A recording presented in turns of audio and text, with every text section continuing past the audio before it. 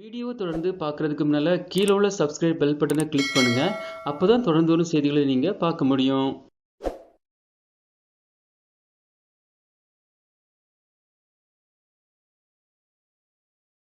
சென்னையில் உள்ள ஆழ்வார் திருநகர் பகுதியில் 22 வயது மதிக்கத்தக்க வாலிபர் ஒருவர் வசித்து வருகிறார். இவர் 21 வயது மதிக்கத்தக்க இளம்பெண் ஒருவரை கடந்த 4 வருடங்களுக்கு முன்பாக காதலித்து திருமணம் செய்து கொண்டார். இவர்களுக்கு 2 வயதில் ஒரு ஆண் குழந்தை இருக்கிறது.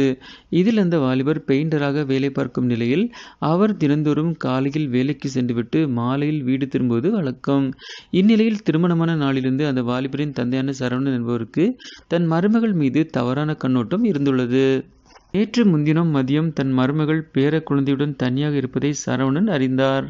இதனைத் தொடர்ந்து அவர் ஆசிட் மற்றும் பிளேடு ஆகியவற்றுடன் வீட்டிற்குள் நுழைந்து கதவை உள்பக்கமாக பூட்டிக் கொண்டார். பின்னர் தன் மருமகளை பாலியல் பலாத்காரம் செய்ய முயற்சி செய்தார். ஆனால் அவரிடமிருந்து தப்ப இளம்பெண் முயன்ற நிலையில் ஆசிட்டை ஊற்றி விடுவதாக மிரட்டி பாலியல் பலாத்காரம் செய்துள்ளார். அதன்பின் இந்த விஷயத்தை வெளியில் சொல்லக்கூடாது என்று மிரட்டிவிட்டு அங்கிருந்து அவர் தப்பி ஓடிவிட்டார். மேலும் இது தொடர்பாக பாதிக்கப்பட்ட பெண் கோயம்பேடு மகளிர் காவல் நிலையத்தில் புகார் கொடுத்துள்ளார்.